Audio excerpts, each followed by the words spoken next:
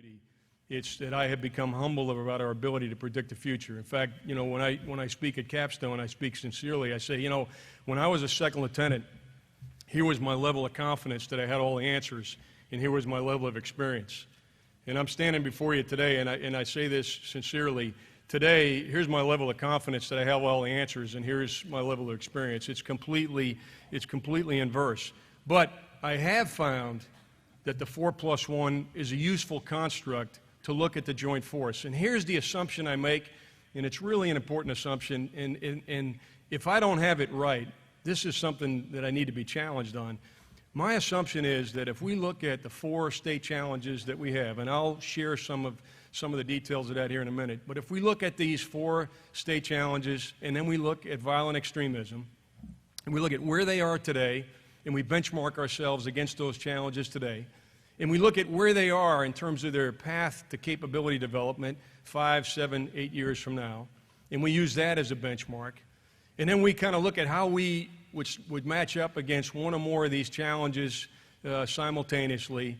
Here's the key assumption I make. My assumption is that we'll get it about right. In other words, we will build about the right inventory of joint capabilities and capacities that will allow us to maintain a competitive advantage. We may not find ourselves dealing with any one of those 4 state challenges in the future, and it may be a challenge that we completely didn't expect. Again, witness Task Force Smith.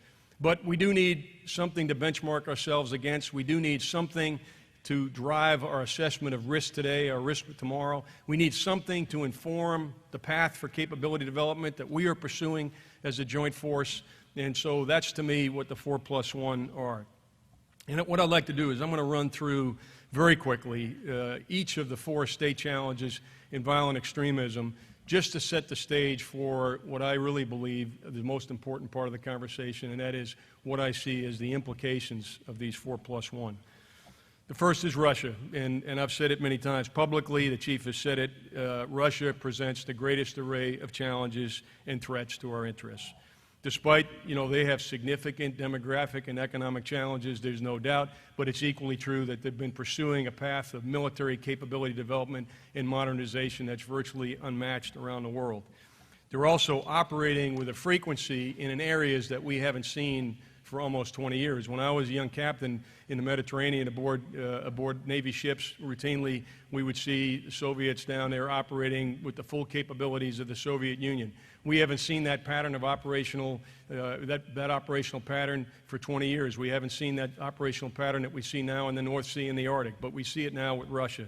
We've also seen them modernizing their existing systems and also some capabilities that are particularly concerning to the United States and our interests, their long-range conventional strike, modernized nuclear capabilities, and then focused on developing a wide range of robust cyber, space, electronic warfare, and undersea capabilities. And they're also doing that while continuing to maintain a very capable conventional force.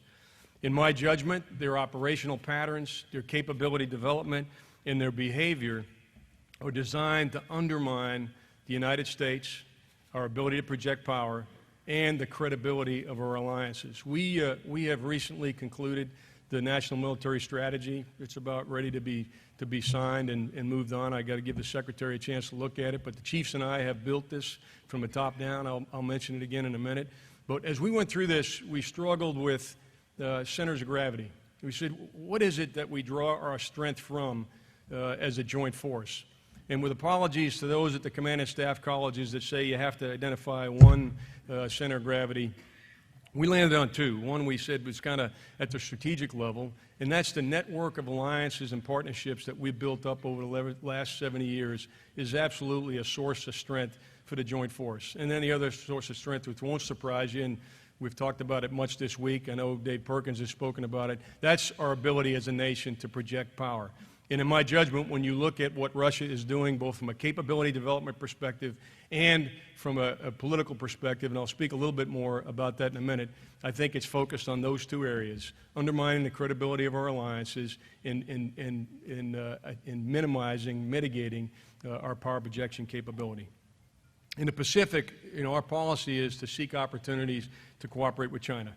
But from a military perspective, we're also watching very closely the militarization of the South China Sea and East China Sea. And we're looking at China's expansion in their presence, both inside of Asia and outside of Asia.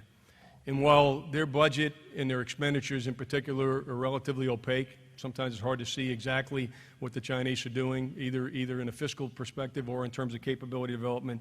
It's pretty clear that the Chinese leadership has embarked on a very significant program to modernize the nuclear enterprise, their power projection, their space, their cyber, ballistic missile, and defense capabilities.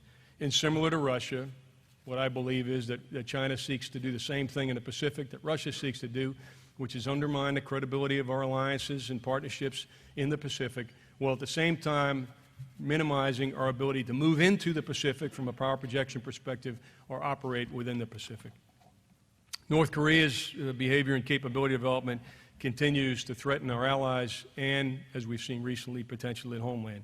We've seen the recent efforts to develop cyber, ballistic missile, and nuclear capabilities.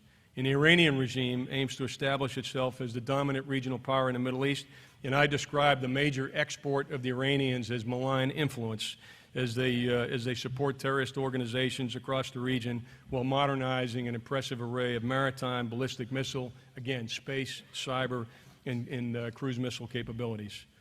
And finally, we continue to grapple with the challenge of violent extremism, and that includes the Islamic State, Al-Qaeda, and associated groups. It is, as we all know, a trans-regional threat, and we're continually developing our ability to disrupt external attacks and enhance our ability to deal with the problem trans-regionally. I don't have time to discuss it today, but over the past year, one of our focuses has been to try to bring some coherence to all of our regional efforts against violent extremism. And with SOCOM's lead, I think we've come up with a much more effective framework to do that. If you think about it, each of the combatant commanders either is sitting on top of a coalition. In the case of the United States Central Command, that's true, or regional efforts to deal with the terrorist threat, violent extremism, and you see that from West Africa to Southeast Asia. Our focus now is to try to deal with the trans-regional threat trans-regionally, to prioritize and allocate resources in a global way, and again, to bring some coherence, and I'm particularly appreciative of what SOCOM has done to help us move towards that. Work to do, but we're getting there. Well, we all realize that this is a long-term proposition. I'm pretty encouraged by the progress that we've made on the ground in Iraq and Syria over the past year. And I would just say parenthetically, and not just because I'm speaking to this crowd, I think we can all be proud of the leadership, starting with James Terry and going on to Sean McFarland and going to Steve Townsend today, in the great force that they have led over the last 2 years.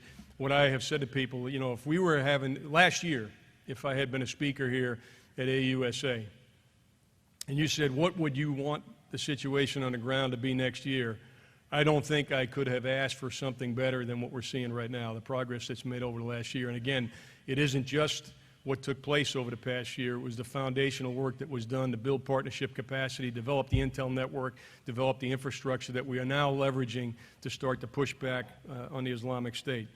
Again, more work needs to be done, and we're no means complacent, but I think we're getting after this permutation of violent extremism pretty well. And frankly, when I look at our efforts in West Africa, in Libya, and under Mick Nicholson's leadership in Afghanistan, I see similar results.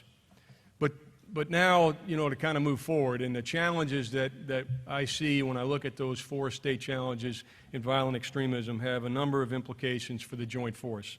And the first one is foundational, and that is we need a balanced inventory of capabilities with sufficient capacity that allows us to deter and defeat potential adversaries across the range of military operations.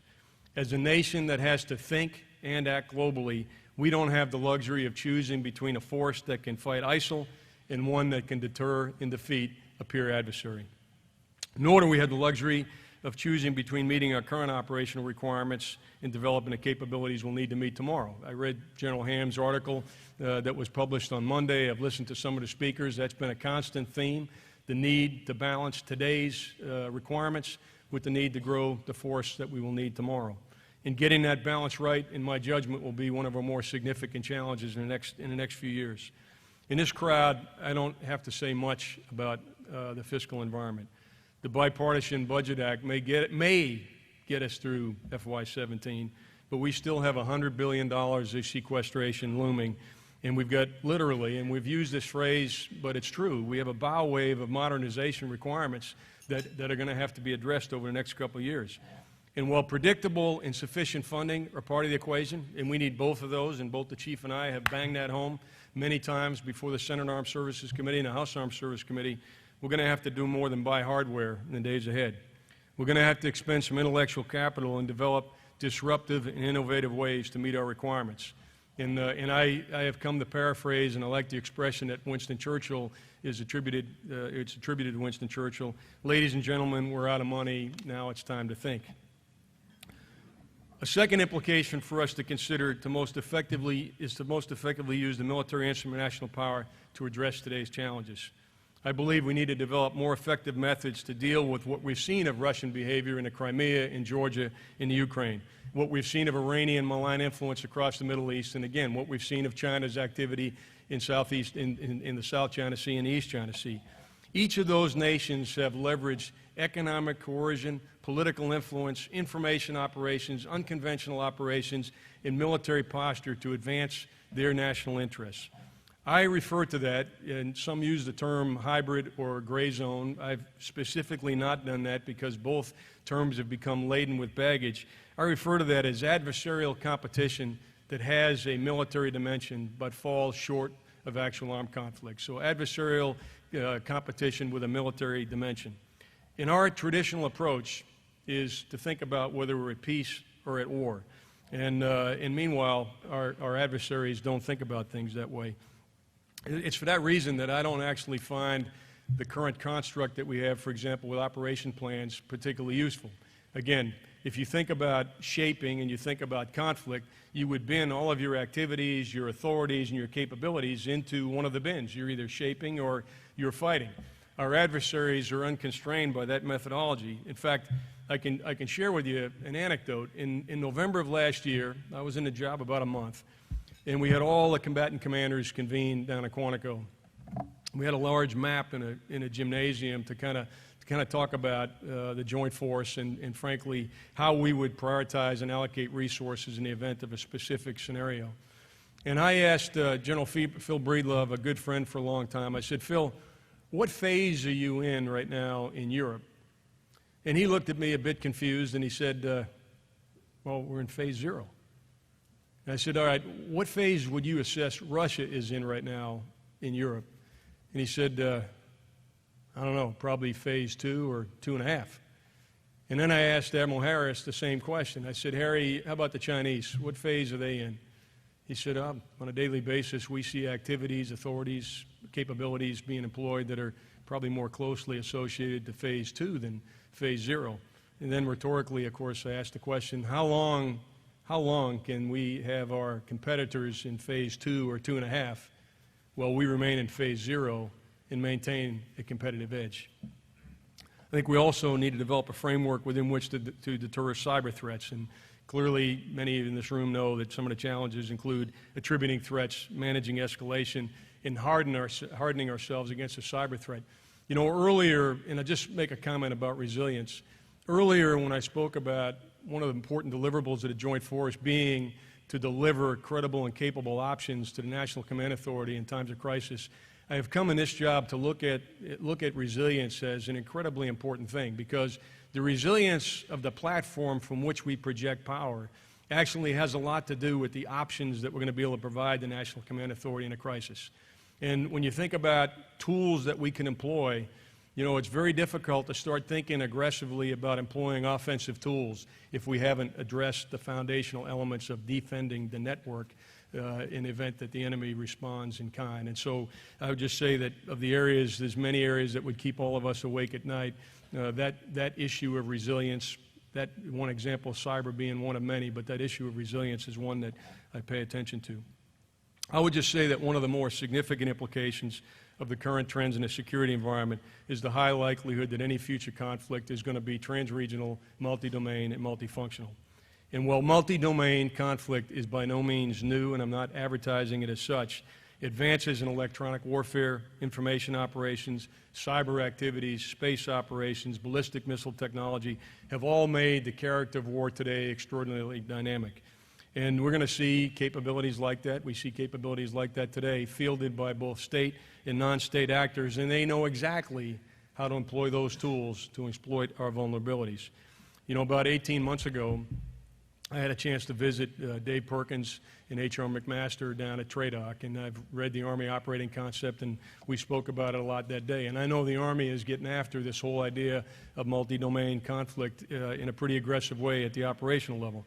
What I'd like to do, maybe just share with you through the lens I'm looking at it, is it's a little bit different at the strategic level, but there are some similarities. In my mind, there's some strategic implications with conflicts that are going to quickly spread across multiple combatant commands that are, in fact, multi-domain and multifunctional. And the current fight against violent extremism is just one such example where you see a trans-regional, multi-domain fight. But the example that I have come to use, because it illustrates it well for me, is the North Korea scenario. And we got General Sharp here and many others who have served in Korea. General Thurman is here. But I use the North Korea threat because it drives home for me the point I'm trying to make. If you think about it, in the 1990s, we had a regional strategy, and I think we had a fundamental assumption that if a conflict broke out in the Korean Peninsula, we could manage that within the region, if not within the Korean Peninsula. And that was certainly our effort with ground forces supported by aviation and maritime forces. But then as North Korea developed ballistic missiles, we start now to involve the platforms from which we project power in the Pacific, to include Japan. And that now makes it clearly a regional fight. And then as North Korea develops cyber capabilities, space capabilities, and intercontinental ballistic missiles, now I think I would assume that a conflict in the Korean Peninsula very quickly is not just multi-domain, but it's multi-domain and trans-regional. And so the example I would use is I'd say, look, if a fight breaks out in the peninsula, yes, General Brooks is engaged. Yes, Admiral Harris is engaged, but so is General Robinson in NORTHCOM, so is Admiral Haney at Strategic Command, so is Mike Rogers at Cyber Command. And who for a minute thinks that if something like that happens on the Korean Peninsula, we're going to be able to afford to come to all stop and do student body left over to the Korean Peninsula, that something else won't be going on simultaneously. In the context of that dynamic, I don't believe our planning, our organizational, or our command and control constructs are optimized for the current fight or for the fight that we're going to face in the future. You know, again, today we kind of basically have a regionally focused construct. And in execution, and this is an important point, I think, in execution, and we ought to be proud of this, we rely on cooperation and collaboration across combatant commanders and supporting relationships. And I think that's worked for decades, but my argument is that if you think about that North Korean scenario and you think about simultaneity and you think about violent extremism and all those things happen at the same time, the lowest level of integration from an authority's perspective in the Department of Defense is the Secretary of Defense.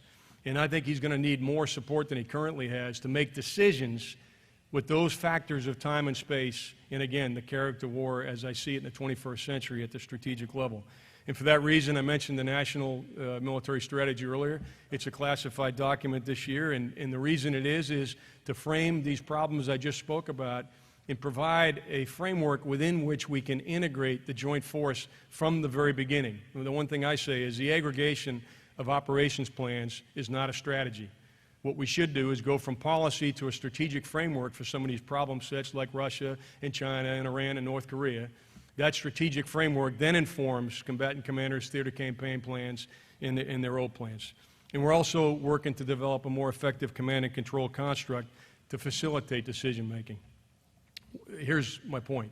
We don't have, you've talked mission command this week quite a bit, we don't have mission command today at the strategic level in the United States. More importantly, we haven't set the fundamental conditions that are necessary to establish mission command, and we're getting after that, and I'll have more on that in the coming weeks.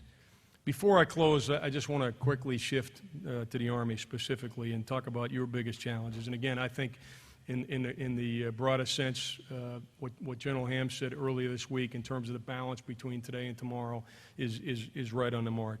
And from my perspective, the near-term challenge, obviously, is to restore the full spectrum readiness that the chiefs talked about, even as we meet op tempo requirements, the combatant commanders' requirements.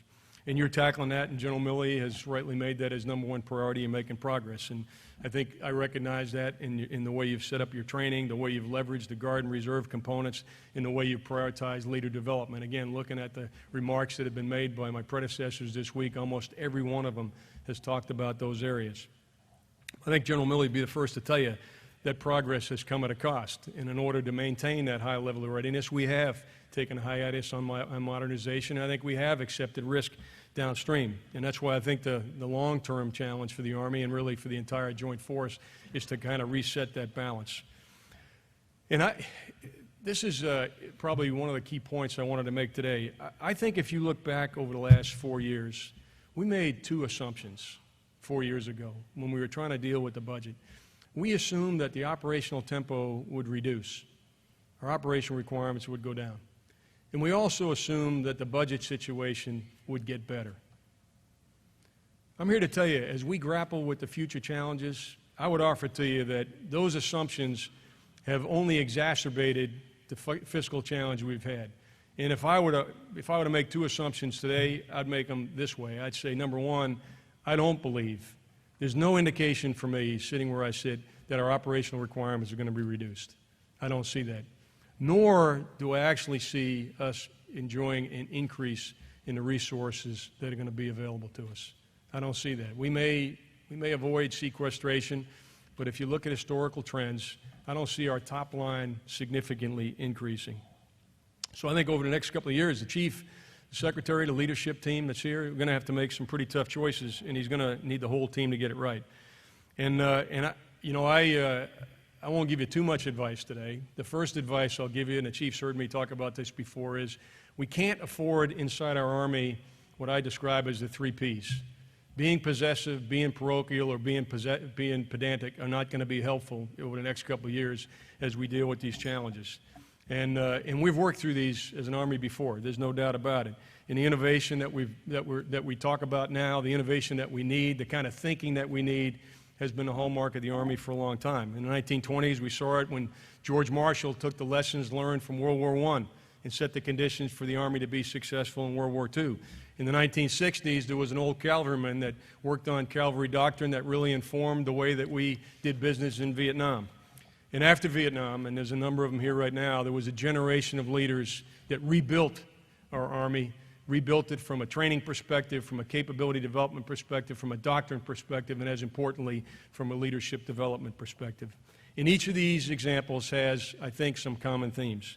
1 is combat-tested leaders. 2 is they leveraged existing technologies. 3 is they worked with industry partners and joint partners, and they adapted the way they think, the way they thought, in order to develop a breakthrough in how we fight. So they changed the way they thought, and it influenced how we fought. They changed the way we thought, and they influenced how we fought. And I think that really, at the end of the day, is the legacy of innovation in our Army. It's in your DNA, and you're always focused on looking at tomorrow, not yesterday. And I think that's particularly true today because one of my expressions is you can be sure as the Army of the United States that you will get no credit tomorrow for what you did yesterday. I'm going to close by telling you that I do recognize the challenges that we have inside the Army. I recognize the challenges that the Chief has outlined in terms of readiness. But I also would say that we still have the best Army in the world, and our job is now to make sure that even as we meet the requirements, the incredible requirements we're putting in our Army today, that we have a half an eye towards tomorrow and we're able to do 2 things at once. They were able to do that in the 1920s. They were able to do that in the late 1950s and 1960s. They were able to do that in the 1980s, and we are equally capable of doing that today. And because I have such confidence in our ability to do that, I just want to tell you that I am incredibly proud to have had the opportunity to be here today at AUSA, proud that my friend General Ham invited me to be here, but proud every day to wear this uniform alongside those who are in this room and, more importantly, those you represent. God bless you, and thanks very much.